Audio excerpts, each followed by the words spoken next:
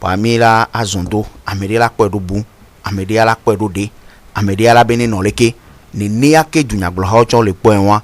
ye edunono ke ye dumevio le bio onnoe kengbe o se opemi no tobako e va trodo bu kankan de poto egbe amero ojo le kaka me ku ameke we no ame ko na be ban de remplaçant o va le boko amero ocho otro le wo edunono ya globe MCD ka ni filagbe ba ya o enumedede na nyakaka do to be yola no du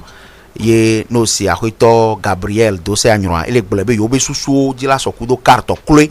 MCD achan ga kemeye coalition de 14 le gblebe Togo vion gba nglonyiko ne wa isi opemi no to ba ko mewa oyo yo amoga mebe oni be nglonyiko wa ho ba ko da o ma bi oso dare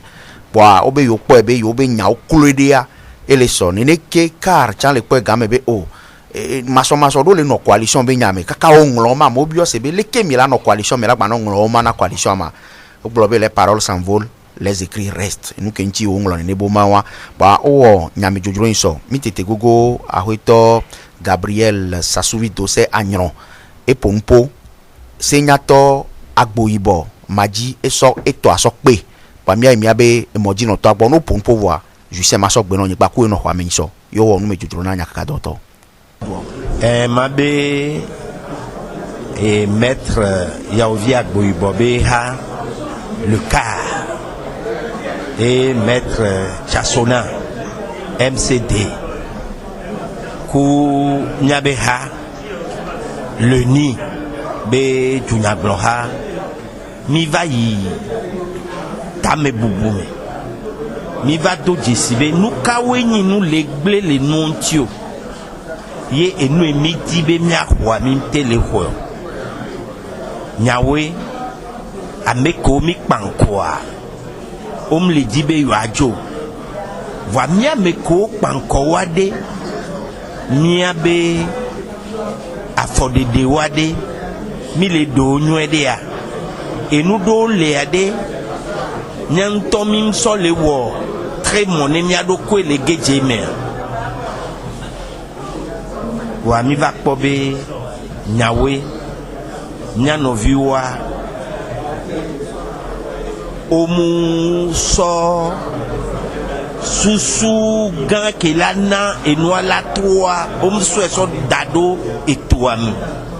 nyatogbe o dona lobede e kahohoa yo pona yo gbina yeya kahohoa pona ye gomeni be tike ye kahohoa gblelea ye o ye be ba to zu kahohoa ne o le ja lon kayeyea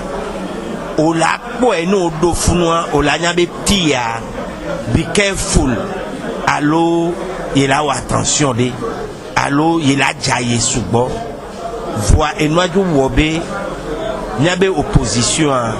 ne le gbika kaka ne ba do tike kahohoa so le ko a egba so na le funua ke kayeyea ta gba so na le funua ke pode nu me nyabe se 14 a kele yi kaka kodada be gamegbe gogo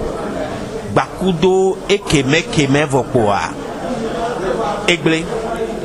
enu ake wo souvent le Togo baku arc-en-ciel chanvayi kakodada be gamegbe gogo pa obe yo ayi conclave c'est 14 a tabe yo ayi conclave funu akonu ogbe na le won e mi va butame soko de ni niakpo kakabana fifia niabe didie ni be niatro enoi be eka kemi le ja bien alors que dimi toi niaso novilonlon et nous que o gbayona be dignité nobi bubu abe parti aya mu do amesubo o ma se be nyan wa nya de nu onda ni novide de susua nya hoe nya da unso nchi koda be de yeto ade ela promido e monwe de jima mi ase me nyore a ntovi ba ko bana mi adunya glo ha me ton o ke o nya me jujura nya kaka do to gba mi ya no jula ya mi ja no jula yi e mi glo kaka mi wododo ameko lani nya be tête de lisoa mi so chanvo mi glo mi san yo madoji mi la gba obobo iso et on me mi akpode ke mi la o campagne ado judo et nous keke wan mi le et assis la simeleme mi we be le kotoede bo am kando dibe et nous tombe bakoa mi abe coalition renouvelée a mi la o to nyede les mois-ji Mini allié na C14 va ici, mi bionde o kengbo ici au premier octobre comme. Et nous on a sou ya se gbe kengbo le tira meni alo le tira maton gbe do mi lombe ya kwa. Et mi brona du bio ngbango nko. Révision ko en soirée et jemi anoa kengba mo va mo ne ya kwa. Révision ko en soirée mu jemi anu. Ni to mu yi et coutume vogamba jorogu. Ani kwa me mi anto on ku du mi bio ka ke mi brona sa bo ngba nglo nko. Ma de et moi gomeno. Be ke mu yi funwa kuti meto a joro goba le ngonkole ati ade nyigba to wa a joro goba le ngonkole mu po nya no deka ejole eva be ya ba ngonko e so ati ade nyigba be ya ba ngonko o munle e trojo e gba yi e gba trova o ngba nkeke tongo agbe be ba ngonko ye gomeni be ebe ye kando jibe akodada ya ndeleme nendem le moa ameyo ko sona machine ba kakana do na fi yo keke wan egbea ogbebe yo mangla mo be nko révision et mu recensement yo de ogbebe yo mangla mo be nko owe machine a chan o so wodo de be no na gbegble o le gameji a be enwa omdibe yo anglo nko ne yo atemba d'accord enwa akodada enunwede ya ila de e na be mi akeke nchamu kando jibe ameko ho akoda o mavi kake mi to no be o ngba be nlonko wa amu be nlonko o ho o ma won le wasi ame won keke no blago be yo la dako yo dako wa enu emi le dia mi la po e le o bledo amaten jeji na o mi kando jibe ekene le joa ke le ja joa enu gan godo ameton e la nyinu amesia me la ba don ku akoyaji nyale le miasina du kwa kele do to mia matono be on bavon to be mianto we gbon ko be on gba be nko e miano vi maître chasona e aba bu ko be mi jageje mom voi amesubom se be nya gom e ozui o won mo kui voi egbe mi amia keke mi leju meta gboibo eglombe beke no le idwa enlo wo mane C14 mi mia 3 silenti awo mia to gbe egbe a to kan do jesi be enu o we le ni enu keye yo la ke wo kloa voade mi manu enwaji o be on gbavon be jidudua e la sumiasi do ti ameko nko a bayisan osugbo mu danvi ku dano ye duna mekengbe kuno ne dano gbedu opoa olaku te wantia wawezu ameko non cover isan on ne va d'accord ne opposition be listolo akpe nya vienyo de ni kule ne nya souhait C14 les deux tours alors un tour venant mais il y avait gagné des cas tout cas d'engalo il y avait des cas bon nous y avait un tour que là il y avait deux tours là mais le paiement global le milieu ya yingado de c'est que nous comme c'est il y a nos soins na doit ne yeme ne que tout va comme il y a la désolé pour que mais le gars m'a sous comme il y a quoi là mais dovienyo on devait dovienya mablo donc il y a sous de l'ento blinto ni pas dans l'eau quand tu veux yo c'est ne problème nya gba le toro me susu benya ye wa do ko e gbogbo ala cho ne ba do nya ne ga me asu ko mi akọ idakwe ya globe enu me dede ke ye dunya bloha meton ko mi blozande ya mi globe ka kelenyi se senyato yaovi agboibo MCD kelenyi senyato Mohamed Chassona eloni kelenyi du don noto hoho Gabriel Dose Agnon et o le du kwa we de numena e nyakakado to nyiso yemi se ahoito Gabriel Dose Agnon kudo senator Yaovi Agboibo wa be nyawe mi se zande ya wa mnyereka no hwamo mi agbo be nyakakado to va subo eji aja do mpona mi ba mi be mi asenya opo Justin ocho no hwami mi se enyame ve ko mi hoa o so mo cho do asinami ko po enyanto kikike nkudo ma ko va na nyitro hanlen wade nyake mi atin solimi ni mia aso nyi mi adokwe la sododa to jinoto o ne ma gbo tutu ma gbo be parti politique be démarché ne mi ne politicien gbele kaka po on se be ba kpora nyande o gbona on est bombé tamio ami gogo accord d'appel mi accord d'appel de tout mi di bano de kekoto mango une démarche ko wa et bien avec gwan e bi me ke o le do de kebe coalition renouveau le yelo ngolo to jino to ACB coalition renouvelée oui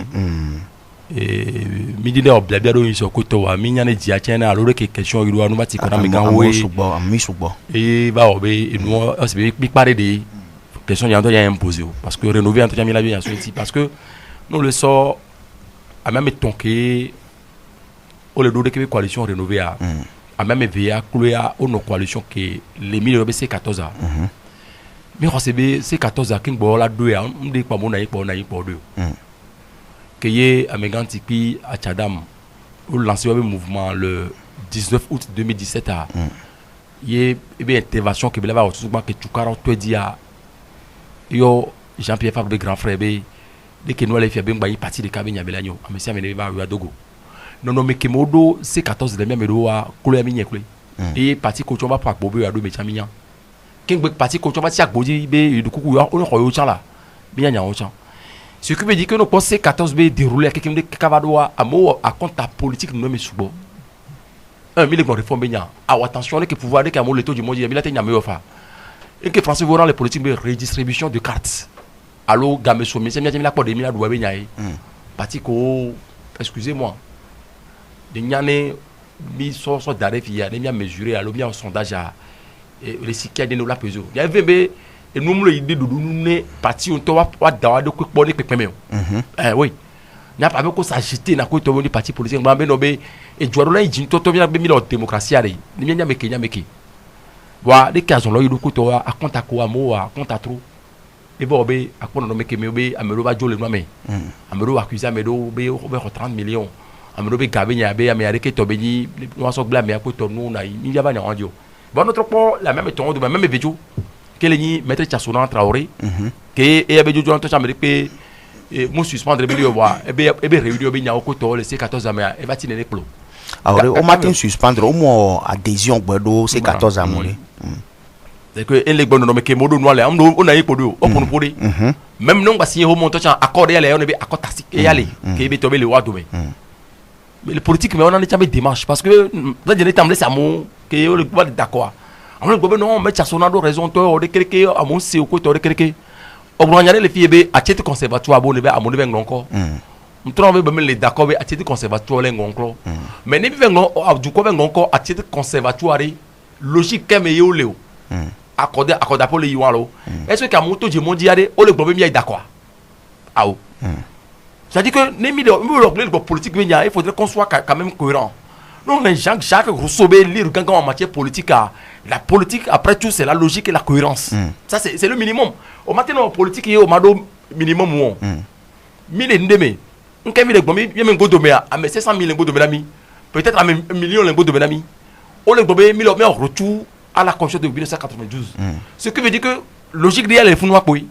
soit logique courant et la va conduire doit la basculer c'est ce qu'on peut appeler la révolution n'avait conduit doit je vais basculer à comment à mes boula donu nyame on l'a bien bien accord bien respecté accord alors là les feuilles de route rami les politiques mais logique mais on va voir on accord puisque accord politique global de l'essence et bien on va mettre en œuvre et ni problème donc on a les feuilles de route rami feuilles de route à et ni c'est dia c'est dia de tout est-ce que au c'est des feuilles de route à dire la réponse est non puis il y a les logiques qu'on va mais n'a mauvais encore à titre conservatoire au sont les efficaces au sont les élections parce que au 20 décembre les logiques qu'on va mais non pour le moment une fois qu'on peut pas tanner dès que nous wa bon va faire encore wa conseiller C'est ce qu'on appelle la cohérence par rapport aux actions en politique. Dasilo nyawaji pepe voix. Et dunya bolha be do dasi nyi ba gbona dume bi obon gba ngolo nyi ko wa. Alo e do dasi be nyi la dume bi ba ngolo nyi ko ba do ba ko da o ma vi. Enu ke ntiele nyi be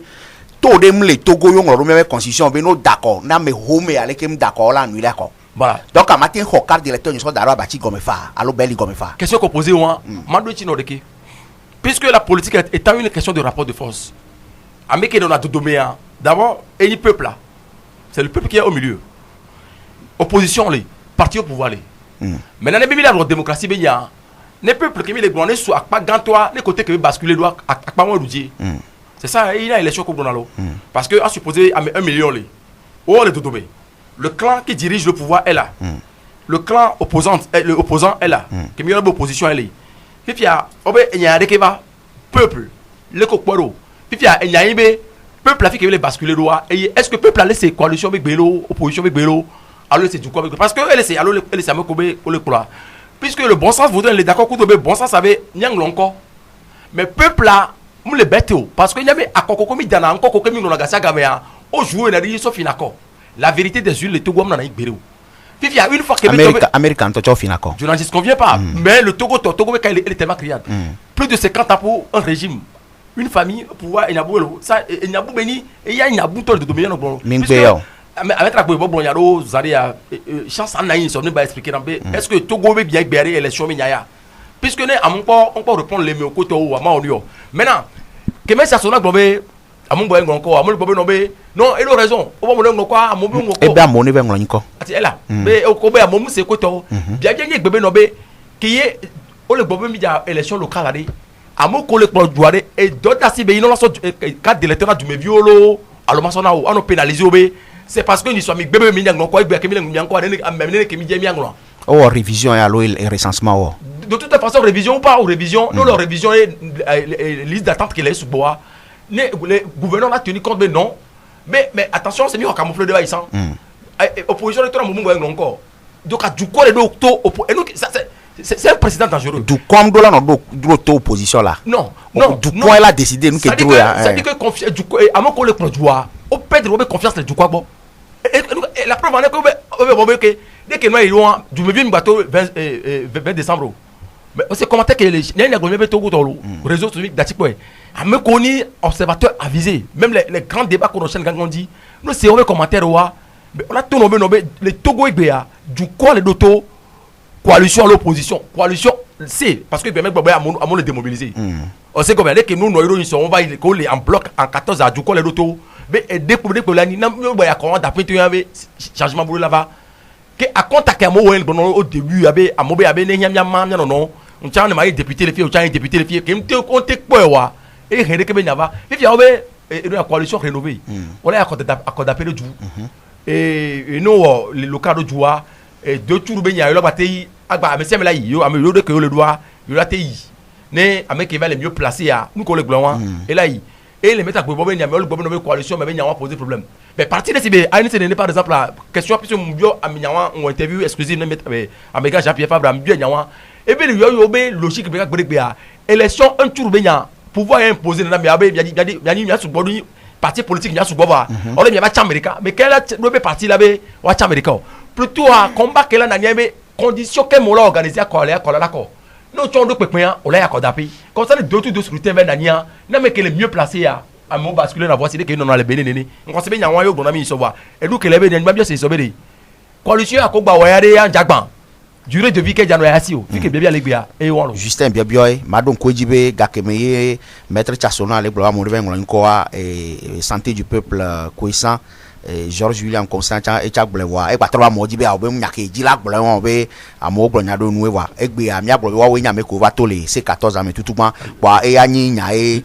voilà la cohérence en politique et cohérence nya ko le wa et Yves ko so ni ma so gbe na wa Togo wa obe dakwa nyoro alo ofiako ofinako le Togo kwito tout les pepe me kule akọ pona nya bona so ti 20 décembre akọ yin so a coalition allo opposition Togo to agbebe mayo on est mis sur Bénin et du proton to agbebe coalition allo opposition mayo les po azon leodo o de ko magbon bo be azon le ame ve won wa o le wa do kwesimu do Togo toya amonto we gbebe yom le ya yo do nono meke o solo wa kwa o ko be le don ya yo yo bene toa e se le wa be enua wan to be do ame se no ame e ni be financement o do na gago mene parti politique le do ame voyez les sigbale ke OTL ni ano do gago mena mi acha mi do ano hefende ne ano to amlokore do mi abe parti politique do kentia e do adona gago mene parti politique le do ya me ko do na gago mena we amero do parti politique wa ele sigbe ka fran do benyina we nene le do ame fun bo mba le tout fin on tourne ho ho chon ka fran we wan to won sigbe parti politique o mi onkuroji komi onkuroji ameke ba ya esebenye le wasi ya dese won to be kenyi be o edu le tout fenami be enu ami ni parti politique mi le o e dona dua ami acha mi atu amoroko ke hiane edua ke mi ro ma me o we nya popo bo o wo ne wayo do ameko le parti politique comme le wa be dua me funu na me le yakwa amere la so ebe egbe so na me akudo topo o mi ankuru akoya ya egbon bobe ese wan ya do la odo eye na ye ameko nti ole kebe nu wa kafla wa be how no asipeji presque alo amedo poto ko ile de na ko do da pare ka eju apata kekem epo ebe obe o enyakeye jole bere ba yigmaji won be ele sigbe ahobi be nu be yin nene ele sigbe patapa be nu be yin nene voa ne mi adenu mene mi anono le enu agama ese ba pajia ese benyi ele wa be wo me bon maga trova ngodo mele coalition rénovée ba pajia mi agbon be na mi abe togoa fifia e wona mi be nkubi hune ju apata re ni e wona mi be mi abe ameko yin parti politique o ba me gan wa on gba de na sususo du anti sugo kaflan la paquet o no po coalition ni fifia ni coalition na yin zirika ka ke mo le do ya ameko be le do maintenant on dona comptare da sike ngba yina eye a comptake o la po be san ho wa mi gbon be UFC fifia ANC tamunyo bona me suboa amogun bo be ne be gbara me anti fifia ne nde ba zesoa e la pogo ya pogo me la file nene ke ne amona ikako wa po be yo ko le fifia yo be wada alo awakleosia edidi na yo keke wa obe chana ku wa no be yo ado sen vitukire voi le nyaw toto me nsen won pataki kem ke o lado e yo la gombe ka fran egbe e ha ameton kecha o la te wodo kususu o la te wodo be nyawo nyi be na ne yo sen fie yo ameton yo so americano fia yo chamo nyoria o la do jifa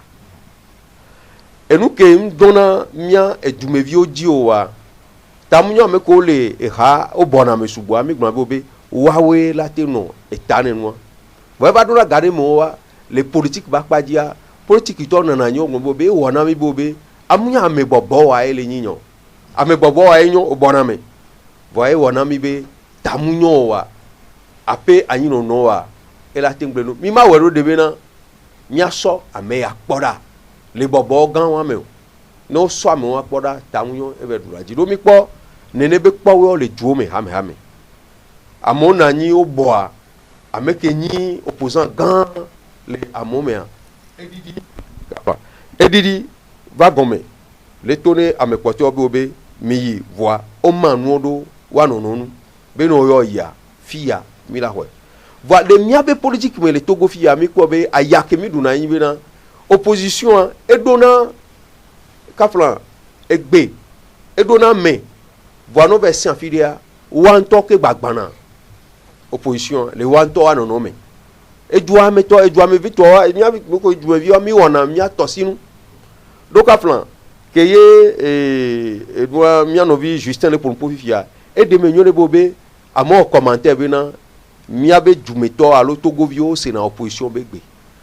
begbe ko si are e go keme e go keye e dua pata keke e go keye wanto okpoleme le wole be am vide ke okpoleme alo ha e go me ko okpoleme o vide de ko okpoleme c'est ça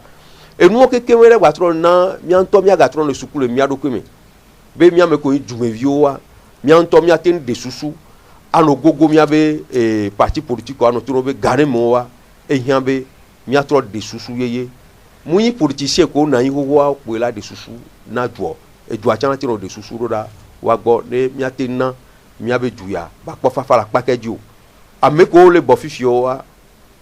susu yere beni nkenti ameko yo sugbo ko don sian o ma ten glomena de wala be ke mi do fifia e nya kele fifia de mia so mia ba me so daro fie mia cha mia so me daro fie ne ba nyi be obe no dakwa bokwa mia doju bon woni amera gombe into elawe akome be nya e na mi de chingbele nwa eju amelo amega Yves Akweson mi do akpe togbe la tekwe le maso gbe na wa Justin Blonyade va isambe août 2017 a Tipi Achada mbe grand frère a gbovanya o Tipi Achada ma re be de kaya we ke ekpebe matin kwa gban e be yo grand frère le Paris ga me fudu pata ba kore ono du we kaka egbia mi tuta élection locale le o han le noa do kaka ba do gbo o magno be politicien we nani pompo even benye no mpo ko po wa te fo nyanya ne téléphone so so yo fofo a be grand frère fi be le ga me be se be o si be ye no vision no ya de susure so joanti masa bore ne politicien de kenya juste le gna raison ya be amako le pro joa o bi nya ti kone joa me vio ne fike wo chon te didi vitukurele yo te se joa be ngenge nkene le hia joa nkene le ve joa yo te se yo vitukurele mu ko se be o la to renouveler wa be mandat no da joa po nkam di la gbon e jeje mi politicien nyanya ne jukote me ne ko le on lo wo je mi politicien ko na mi si we gbo ko la klo ya si me e ko la kule me ko la kutoku ko la kwa toku la kutoku o la kwa doku ma gbon ko be ga me suefia kwa ne e joa ya le na me ahia la dentofie na me atiti la dentofie ne amoko le pojo chonu titi la le peuple amoko oni opposition chonu la le peuple finalement go me qui doit les blancs Yves les blancs et on vit de quel va ne e joa e ndoto miawe amoko politicien ko mi hol glo we mo benglo wa to na mo benglo ko mo to benglo wa bin ko do ho ma vi ka fla jume vi mi e zin dinyebe ma do akoda ho ma vi ne ameresa ona ndele gobu mea ya won fiyo ne ya glo we mo ko nyen dako ba mi be bumbe ndako a nyen pote po nyen daka ne nyen fi ma glo we o so akoda dania alo vi ke mettre ho ma machine dia o si politicien de tongo nyen gar me ne bo san ba lo ya me ton te na ya ma ton mo le te di o de dare nyen nyen daka ne ma glo fi be ele me alom le mo ba mi ma glo we élection locale que mo glo mi so le ya ka fla mo le ho ma de me et dit on ne développe pas un peuple. Un peuple se développe de l'intérieur. Kafla amoko puduba o nu to vio me alo nu to me gbo ja bio so jo agbo alo ju kwangbo ni dakona yo o on de descend.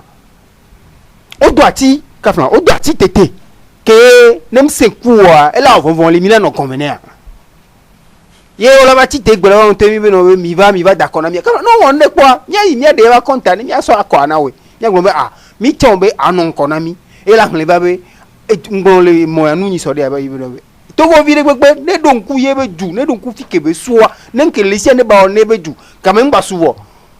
o ma po aba do se gun alo sangbe to ne be no we mi dakona ma mi akota mi do aba kore kwa be bo mi dakona be mi nya be mi ngolon ko da me onyo ma don kuwe 2015 men nyem le jwa me gamu kem sebo ya da tu poto wa ko to gwa mpu ju baba to go vinjani ma kwa ben kancha mate oma na ka do to mi mo na do le télévision pe npo mo die mdisa to mi be parti politique a maton ko ngoni ko gamu me abe yo onu dakona yo mdisa to be siège wa be QG o keke wa be quartier général o keke me tasona ke ben ko milieu ya mi yegbo le ba ho me jardin me be hom do de kan me kenda ha me zer kan me e yo keke wo le chansi nye ken gboro bonjo wale sasa le mo to jili ti bale yo da wa to esa gbere ni ya egbe wa ke ya ko da be kan me be nyanja gbon ba ke yi kan me nke we on kem te we on ke be po mo me den se be nko la video ko va do 14 me le be iro le mi iro e be ejo egbe ya obere ko ya no nanyi ke ka bo kwa o la so de va el man si be jo le se mod nene sanya to ba pantalon yodo egba mi pantalon mi le do donc le bele do amri la va trouver bon enu yang bala si ajiro ame ya de kele yi e ya de ke ngbo de kelo e ya de kele yi mais quand le flou tout le nomo ma tote ko ma glo benare fiko blémissé fiko flou missé le mitro ici fan poni dure ko gali ku sukle kwa sin o be do ko le futo me ka ti po so do mi le bubulo le yo e ke tu o le ko la nu ko la gbansi ko la do sukle nya de kukuwe ono po mi so nya me he mi nya nanu sukulu ko ya ku me he mi e ta me fem lo wasio afo me nyim lo wasio afo ve ke le gomena we ko le gomena mi cha e gbe yo mo se jo cha ne hunkuvi ba pa me we bo nya ke mi hle bo mi gba pa sa me do bo ame ya do na wu tu siriri ame ya do na wu amamu ame ya do na blo mepo nkayo wopo atiko do vudo ko de yemi la te so to ka do me la kusine si ko ti mi o nke me le bi ko yin si ayon lo togwe la tekwe mi do akpe mhosebe afi o vale note doa alo nyayo to asisi be nu to vien ba ko bebe to tuanto le sibe jong nene o tona de do nwe ne mi abe gome o le wado kwesi o le zonweria ela na be tu apata la yinko ni le bio se lo maji le fie bena de gome se kai mi so le nanu to vien be akoma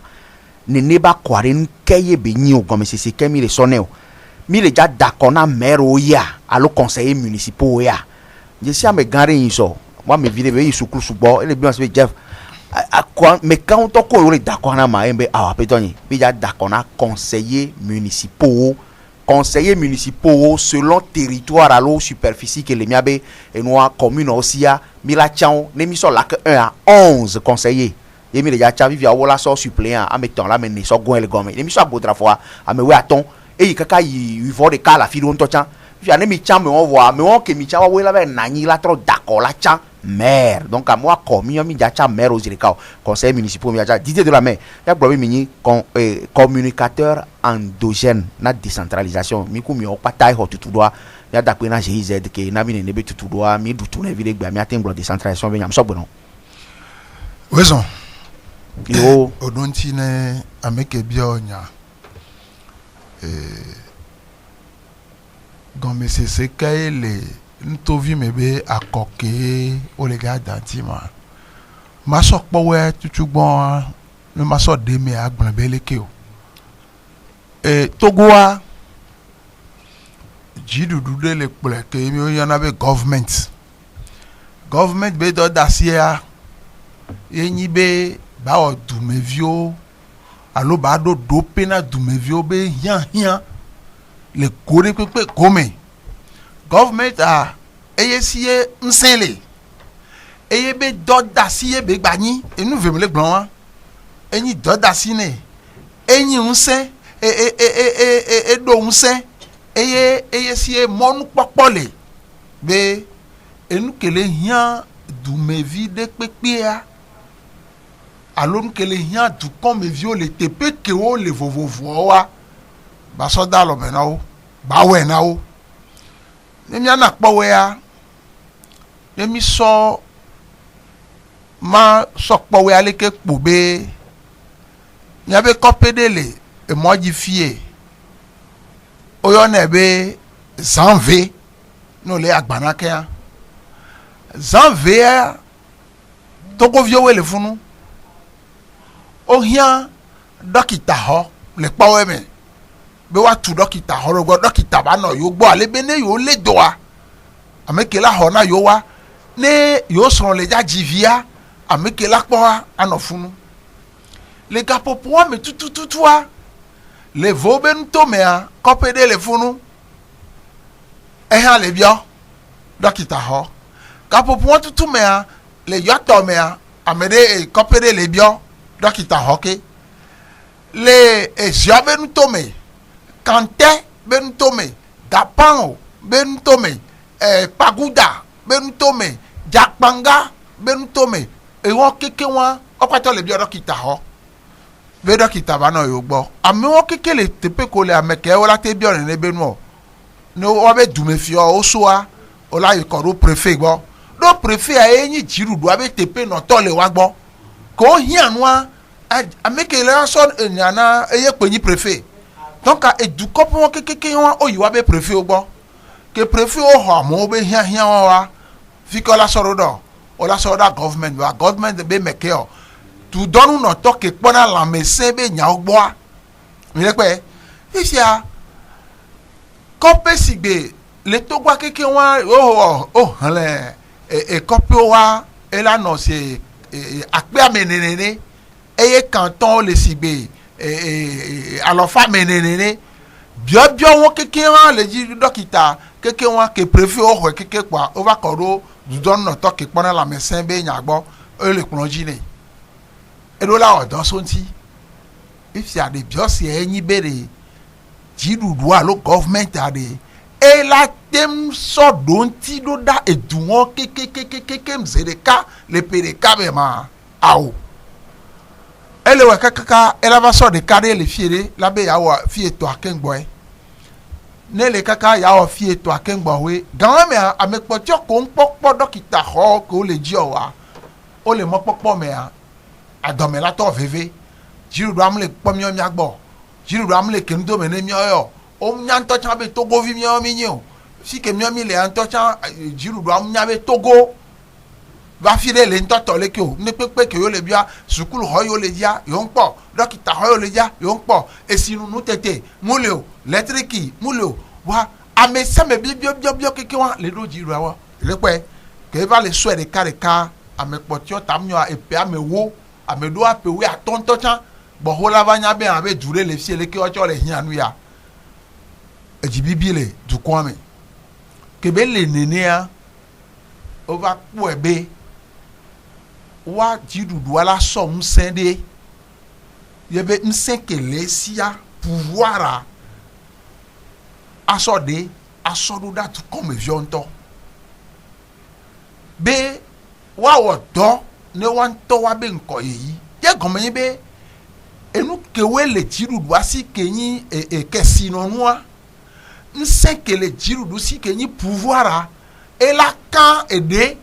sọ̀rọ̀ dájú comme vieux la fi ke o le a be wa wedo de be wa kporo wa do kwe wa ji do pe ne wa be ku o enu wa yo le yo be décentralisation ke be le nene a me ka wo ye nse kudo nu na mission la yina du comme vieux nto do la chan wa ba me ke la kporo we a ke jidu do la kan e be nse a vide sọ̀rọ̀ do alebe ne enu de yan o pata fifia ngba yin be o la je préfet be mo wa wan to du comme vi o ba me ko o chan le wa domea o la ji doku dope la po solution na problème que le wa sia don kintia jiru doa e so msen dasi novo o ma gba ve bi o gbe jiru doa bere ejike ja yin so a esile ameyo leke ayapo elo zingile amero ta sukulu homu va jerero na mi o do ejiam fie de ka be jalo e jara fie cha egbere le fie cha if ça du comme vision to la jina eye na be ole hian be mi ada enu to vi me bako me ka wo ye mi la da ko ana eyem nyonu gbakudo nsu ke wele eduame ne mi aso power ni so ane hobe dua fifiare ameke wonyi nsukudo nyonu ke omi pona o le duame kudo mi o se na mi apata mi duna ya adodu mi apata mi se na veve adodu eye le duame a ame du o le nyame a o hona kona ndi obe wowo alors do so idu comme vi agbo o de na susube o enu ya leke anya to mi va nyon to mi mate o leke fajo a mi va mia o leke kweto amewo ye mi le ja chan fifi mi le grand politicien be nya be politique kweto amede oponu o kwa amede be nu popo fi le grand be yo to na mo be o ngba ve d'accord voa o ngba ve ho akọ o ma vi o va yo nya be o ve ho enyawa gomezeze galesio nyami tona mobe enko ya wa munyo mi gba ve ho akọ be o mavio va if you va le gbon be nya be o ve ho entia fifia no cité wa ve d'accord ne amele apopopolo te nyawo be se na tonu na wa ni o tone be nu amunyo gba ve we wa ela ve we le gomea ela ve we le bebe mea ke wa me ke nto punu po nyama se gbe ke wa ye nto edosia alo le ha me so gbon nya na du kon me vi ovo ye nto ya to nu gon me ve wa ko o ma via so wala dare enti e be te nya be yo gbon le va ba mo ve we enti ano so wa ve d'accord y a pas de logique comme et nyawa me mu kore jojo de pepe me le nyawa me o c'est pas normal donc carré amon gbava dro fufu gban do tana mo mi agbon po bere e kedo le kesia et politicien won we ja putu ole ola jole wa be te pefi ko nona o mo nona du comme vieux do mesan wo we ja gbava la gbava honko a o du comme vieux no huvi me ke nona nya mesan me ke gogo na mi san me ke nya be ne mi do apa e ya gbe va tona na mi wona de na mi de na susu na be mi ole ke ame won mi ya dakona e le yin to vi mi bako ame won ye si gbele ko de gan fi wo yo le ja yo be conseiller municipaux le ani hoben to me we de kai pepepe ame ni la no gan me no dare oyin suppléant nene be ja nyewa ke wa amekewe mi la dakona ye mi fon gbesiagbe ne mi la tenpo o to moji vale yi mi la tote la punpono o mi po ape aleke enu aleke lejo le mi le osusuado enu aleke le oleke le mi yawe do o le te la mi la tenpo gbesiagbe a punpo amon we mi la dakona fifi bere mi le so mi abe dua be popolo so le dasino ke wan ele si bebe government vitu kuire le miabe to clame abe government a ba moye mi ja dakona wa amon we la ve bo la no de susu so dua be tutunti e dua be nyonyonti don kentia lome wa de ka ke government alia matin pe to gwa pata dolo nene enyalea eyewa Didier de la mer mi do akpe ngosebe mi de gomi mi magwate ngble wule ko game a ele titero mianchi wa vituku ko blanke ke ko lava mira no veji de kare kamia no de ngome na de toji no to ne maso de so pe to wa mi blog government benya le npakpla o me a o le blog décentralisation benya a me kenya lo do to tutu gban alo premier partenaire ele ni fioha alo ele ni état et nous qui avons une autre décentralisation, nous avons une commune d'Aklakwa et nous avons une infrastructure. Nous avons une infrastructure qui est en train de se faire. À mon avis, il y a des gens qui sont en donc il y a des gens qui ont budget, garder sur le et nous avons le premier partenaire de la décentralisation. Et nous avons un État. Et vu que nous avons une décentralisation, nous avons un Swinti ano 3 swinti kaka belabani et nous tonton Jamani ou egbe nous le bloc décentralisation benya auto dit soit affilé Mali ou décentralisation et créé commune plus de 300 ndé que peut valer à supprimer de au kwebe maso do lenji kwa wasi ba affilé pour emiratin ato dit so magbaso et de so pe o de no gome keke wa de wo latin do vitu yo to di no to nyibe mira no mia do kwesi do de le mia be nu to vi o me voir mi gbanglo bebe e nu ko yo na be awaga alo armée matin no commune si o gendarmerie matin no commune si o police matin no commune si wa fioha ye de na ne ba mo so do na commune me commune matin so en to be gao abe ye do be monnaie alors la be commune la 1 ye do be monnaie so gbeji angba du français fa ao mu le nene o mi le mi ado ko si voa elenchi mi ma gboro wole ke o wa ne nu le ke san le doa on se mira gba no de enu bo me na to ji no to so wu nene alo mira azondo mi achan enya miacha enya meton si le kamia gbobe dunya gbola ko na be santé du peuple et CNDH ke kona gbe to be jena be nyogbo kudo espérance pour le Togo ame o kike on de nyaro to consider me Justin ani ma asok gbe so no ma na o miti ame wola so na we e wa be miti ame wola so no na lenya o kike popu ne mia yi enu ya kametete be nya lo gbo le so be nkono to be ape ko wa dona mo nso a ne mia ayi ejiro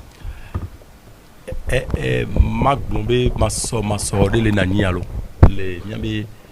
nu ya me ok nyango be mi troba akpe maglombe nyake o glon haso soko na be santé du peuple qui est docteur alo pharmacien William Puissant Linkona et doku na kado to inso ye o troba be monde popo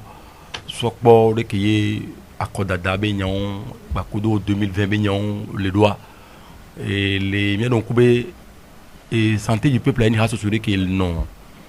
et coalition mais ni sokin ba to le coalition mais on se be ni hako ni ha tout to ko yo auto le coalition mais nem ba ngbo domaine to chan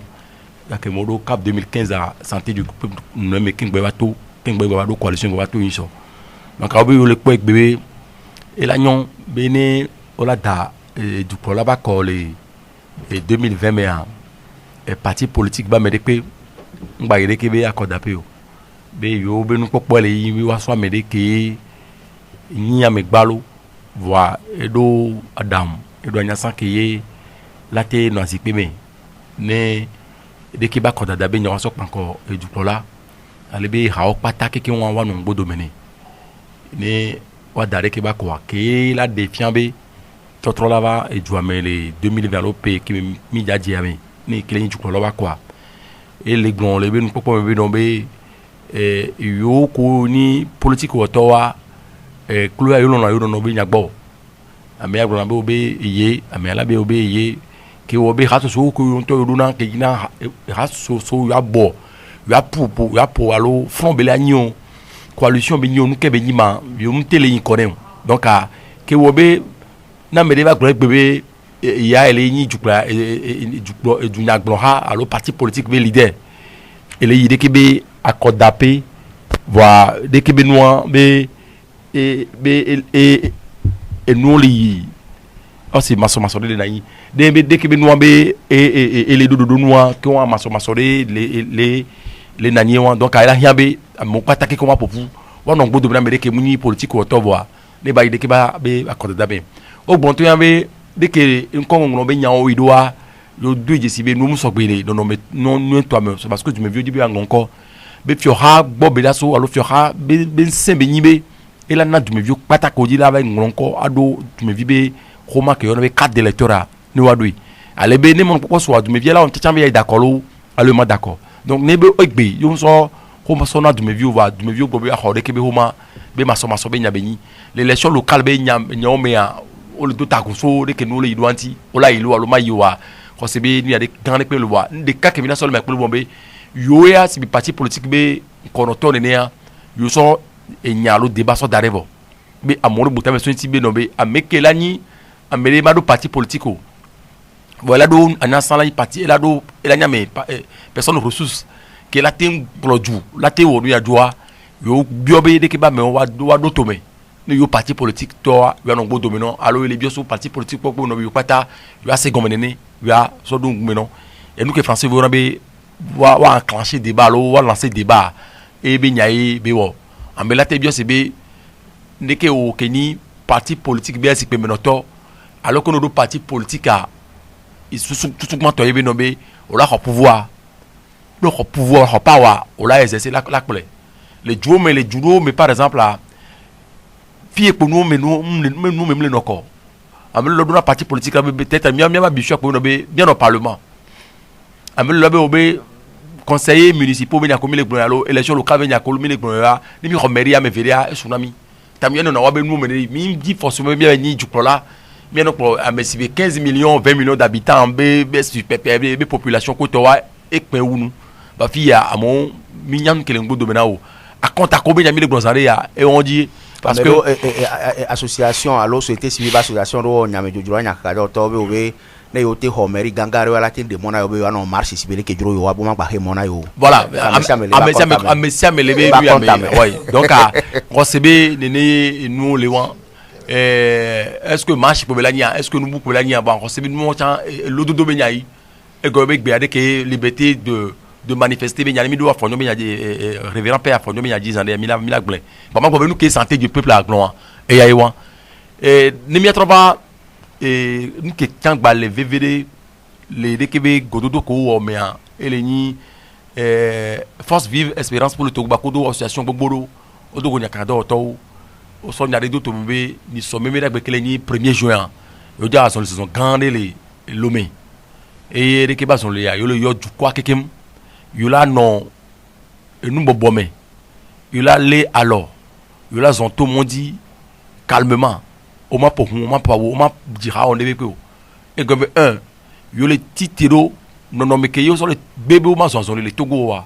parce que wa zonzon lia gombe mi be constitution alors mi be senogan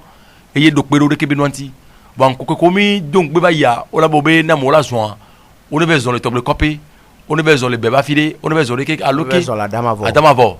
et nous pas et nous qui préférons tout le wa sur les bérés qui va sont les jouables titina si bien so kara nenia o la bobé à mon pas mon la zone c'est comme si kara et ni train du boulé les Togo amené et mouvement matin lutter king baku vicher tobe o manifestation du chef du commerce et nous qui ministre que le funu ngron be funu so gba o ngron be o maté o de kebe o na o wa pour so gbe amo be atite ro ko do ranti de kebe pro équipe ado de que nous barabara ne ba joli tane équipe abe bi nyayo ba lese gomo ogbe même no ba dagaz miano yo ono blessé to chamia nyaka do toro no blessé de kebe no me wa de kebe nu ko le yedia jua ben semon popo benyibe ne mi ma teno jukwa be be so lanu ne nu kele we ne ba glen wa e nu kele we la glen soto azon de so me nti o mate hemo ba le biobe de kebe no la protestation contre de que yo la indignation de que government akudo ministre akopona de que minyangbol ole de que besiaroa musogbo e government Nations Unies kudo e duganga no to besi yo atite de que minyanti yo jida patro do kumene jumevio alebe noa droit que benya yo wa fun ken gbo ho de que noa jumevio kulo nya de que benyame donc a droit manifester ken gbo ka ba de loi organique alors la loi sur la manifestation publique ni loi bodonamique dona et nous sugbo le meke gbea government en le dit donc on a tite de que minwa dit et ni memeda bebe nya keye les forces vives, espérance pour le Togo, Québec, porte-parole, ni révérend père, et Pierre-Marie, Charnel Lafognon, oh, ils sont au Kakado, Toyo, le Bioso, association sous Bochang Bobé, Wado Yome, Nede Québec, du Mevio Wato, nous politique bas sont libérés, Yadazon. Du Mevi, c'est une marche citoyenne, une manifestation citoyenne, ne à moi Tinto, ni à des Québécois, nous Koglonso, les Québécois. À pas peut-être elle ni rapport qu'il y ait CNDH, la Ligue togolaise des droits de l'homme, quoi, Moko, et Rasso Kekpona. Djenambe nyao bol Togoa que les LTDH a o dès que rapport les ni je vais quoi que les tolé et PAM et même gobe et pekemi donc bea ba do 27 avril et pekemi donc bea 30 juillet ba ko do 27 avril be période où on be couvrir maso ko na kaka et on va datu des vieux va y les Togo ko to wa o ba rekemi nyao di de ko le amodo de ko pamodo de ko nyamero do gbe mo ba gbo de ko le torture mo de camero le ntocha o be oni avon police alwa o le no si be milice o ne o lo nu barabara wa de ke be no ligue be yo de ke be rapport soto e jua ke me o di sato jome ye amoko le de ke be jome chan de ke no no doa o bon de ke be nyao parent o va au témoignage nya c'est sénateur maître Célestin Akbogan ke le ni LTDH Monta ni be indojisi be chokare be o nyamunya karo nani iko chafo jumevio ko jename le bololo ba paji ke dunya gohan be ya o bololo abiande o du poto cho pe apereka apeve ple yadre me kakava na fifia nyambo be mi wo rapport alo mi ka mi o na nya de mi de ko le petit et puis mi dongbe ya pe le ti adrea mais mi ka yeji e ko be eno mo vo tu ka ro ga nani iko ga chwa fo bo si na we mi ka yeji kaka mi ka ba wo rapport ya gbe ya mi ka ri go ke bi ko be cho et puis mi de be le ti adrea kaka bana ni cho retri enegwa me le peyamea o ga wa mo aba ma matoni ke de bio parlement quoi ama me toya e tué tupe o dare waji ke ni vive allo de vie ke o we ha mi de sibe wa mi de sibe o da bia monchi amoroa e tupe da bi wanchi mi de sibe o le amo cho igapo me iko me jeo me nu de wo kaka wa ko igapo mo be ya bionu yo be ya wo ni to blo na be ya o bololo be ya bi ya po go me to ndo wa o le o de gapo me